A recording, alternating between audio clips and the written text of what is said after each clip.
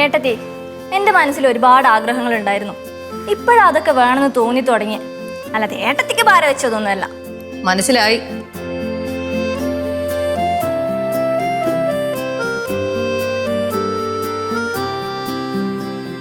നീ ശരിക്കും ജോലിക്ക് പോകാൻ തന്നെയാണോ?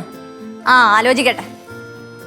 ആലോചിക്കാതാ ഇത് വീണ്ടും എന്റെ മക്കളെ തമ്മിൽ തെറ്റിക്കാനുള്ള പരിപാടിയാ. അങ്ങനല്ല കളിക്കുന്ന, മറ്റേതെടുക്ക്. അല്ല സ്പിറ്റ് ചെയ്യാൻ പറ്റും. ഇല്ല, പറ്റില്ല. പിള്ളേരെ, നിങ്ങൾ താഴെ എങ്ങനെ പോയി കളിച്ചേ.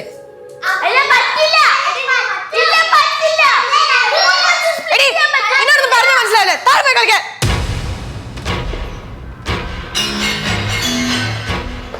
ഇറങ്ങിക്കോളൂ ഒറ്റ നിങ്ങൾ.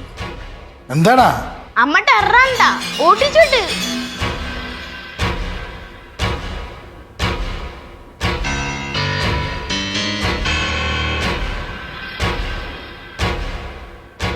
അവണേ എന്തു പറ്റി? ഇത് പിള്ളേരെന്ന് പറഞ്ഞു നീ ടെററാണ്, ഭയങ്കര ദേഷ്യത്തിലാന്ന്. എന്താ പ്രശ്നം? എനിക്കൊരു ജോലി കിട്ടി. ജോലി കിട്ടിയെന്നാ? ജോലി കിട്ടിയെന്ന് വെച്ചാ അങ്ങനല്ല. എടി നീ മനസ്സിൽ ടെൻഷൻ എടുപ്പിക്കാണ്ട് കാര്യം പറ. ടെൻഷനോ? എനിക്ക് ജോലി കിട്ടിയിട്ട് നിങ്ങൾ എന്തിനാ ടെൻഷനാവുന്നത്? അല്ല, ഏത് ജോലിയാ കിട്ടിയെന്ന് അതാ ചോദിച്ചത്. ഇവിടെ ഒരു ചേച്ചി വരാറില്ലേ, എനിക്ക് ആക്സിഡന്റ് ആയപ്പോ എന്നെ സഹായിക്കുകയൊക്കെ ചെയ്തേ. അവരുടെ പുതിയ പ്രൊജക്റ്റിലേക്ക് കുറച്ച് വോളണ്ടിയേഴ്സിനെ എടുക്കുന്നുണ്ടെന്ന് ആ ചേച്ചി പറഞ്ഞു. അതിലൊരു വോളണ്ടിയർ ആവാൻ താല്പര്യം ഉണ്ടോ എന്നും ചോദിച്ചു. അപ്പൊ നീ എന്ത് പറഞ്ഞു? ഞാൻ എന്തെങ്കിലും പറഞ്ഞതിന് മുന്നേ അഞ്ചു ചാടി കയറി അവക്ക് അതാവണമെന്ന് പറഞ്ഞില്ലേ? ഓ, രക്ഷപ്പെട്ട്. എന്തോന്ന് നിങ്ങളിപ്പോ എന്താ പറഞ്ഞേ? കഷ്ടപ്പെട്ട് നീ ഇത്രയും ജോലി ട്രൈ ചെയ്തിട്ടേ വേറൊരാൾ അതിൻ്റെ ഇടയിൽ കയറാന്നൊക്കെ പറഞ്ഞ അത് ഭയങ്കര കഷ്ടപ്പാടല്ലേ? അതാണ് കഷ്ടപ്പെട്ടെന്ന് പറഞ്ഞത്. എന്നാലും ഞാൻ ഇത്രയും കാലം ശ്രമിച്ചു, എന്നിട്ടാണ് എനിക്കിട്ട് ഗവൺമെന്റ് ജോലി കിട്ടിയതുമില്ല. അത് ഞാൻ പിന്നെ എൻ്റെ വിധിയാണെന്നെങ്കിലും വിചാരിക്കായിരുന്നു.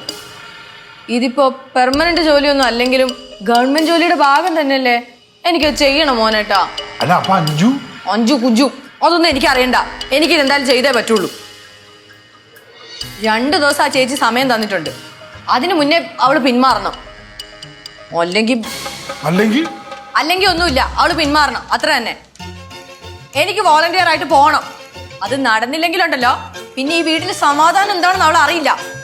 നീ വെറുതെ ആവശ്യമില്ലാത്ത പരിപാടിക്ക് കേട്ടാ നിൽക്കും, ഒരു സംശയം വേണ്ട. അവള് പറയാ, ഏട്ടത്തി എനിക്ക് ഒരുപാട് ആഗ്രഹങ്ങളുണ്ട്, അല്ലാതെ ഏട്ടത്തിക്ക് പാര വെക്കാൻ നിന്നോന്നും അല്ലെന്ന് കാണിച്ചു കൊടുക്കുന്നുണ്ട് ഞാൻ. നീ വെറുതെ ആവശ്യമില്ലാത്ത പരിപാടിക്ക് പോകലേട്ടാ. എന്റെ ദൈവമേ, എനിക്കിട്ട് പണി തരൂന്നുള്ള വാശി തന്നെയാണല്ലേ. അട വീട്ടിക്ക് വാസപ്പടി വേണം, തനിക്കൂത്തുക്കും പാട്ടുക്കും. എന്താണ് ഇത്ര വലിയ സന്തോഷം? ഞാനിന്ന് കുറച്ച് സന്തോഷത്തിലാ. കാര്യം പറയ്, ഞങ്ങൾ അറിയട്ടെ. ഒരു ദിവസം ഒരു മേഡം വന്ന് എന്നോട് ബാഗ് തിരിച്ചു കൊടുക്ക്, ഇതൊന്നും പ്രോത്സാഹിപ്പിക്കരുതെന്ന് പറഞ്ഞില്ലേ? ആ മേഡം ഇന്നും വന്നിരുന്നു. ഇന്നും വന്നാ? അല്ല, അവരെന്നെ കൊണ്ടേ പോവും. ദയവായിട്ട് അവരിന്ന് കൊണ്ടുവന്നത്. ദയവായിട്ടാ? നീ കാര്യം പറഞ്ഞേ. പ്രകാശേട്ടാ, അവര് വെറുതെ വന്നതല്ല, അവരെ ഏട്ടത്തിക്ക് ഒരു ഓഫർ കൊണ്ട് വന്നതാ. ഓഫറാ? എന്ത് ഓഫർ? ഒരു ഗവൺമെന്റ് പ്രൊജക്റ്റ്, അവരതിന്റെ ഭാഗമാണ്. പിന്നെ അതിൽ കുറച്ച് വളണ്ടിയർമാരെ എടുക്കുന്നുണ്ട്. അതിലൊരു വോളണ്ടിയർ ആകാൻ ഏട്ടത്തെ കൂടെ അവർ ക്ഷണിച്ചു.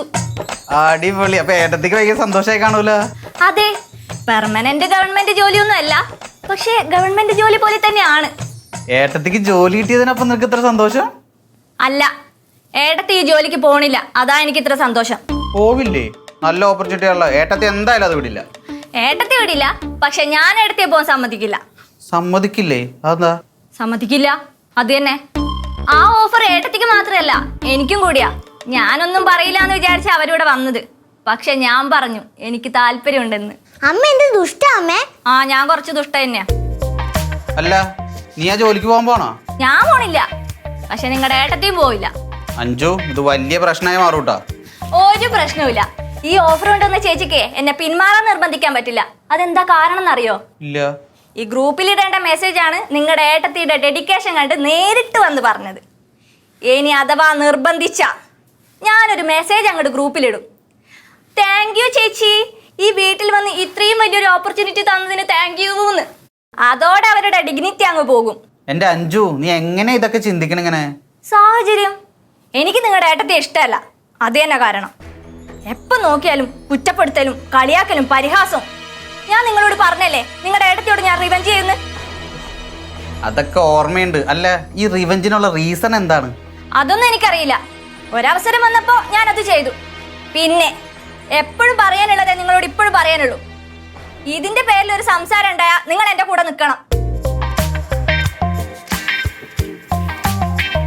രണ്ട് ഇടി കൊടുക്കച്ചാ, അങ്ങനെങ്കിലും ഒന്ന് ശരിയാവട്ടെ. പണ്ടത്തെ പോലെ ഒന്നും അല്ല, പിടിച്ചു കഴിഞ്ഞാൽ വലിയ കേസായി മാറും. അപ്പൊ അച്ഛനെ തല്ലിയാലോ? അച്ഛനെ തല്ലിയാലും കറങ്ങി തിരിഞ്ഞത് എൻ്റെ തലയിലാവും. അതാണ് ഇപ്പോഴത്തെ കാലം.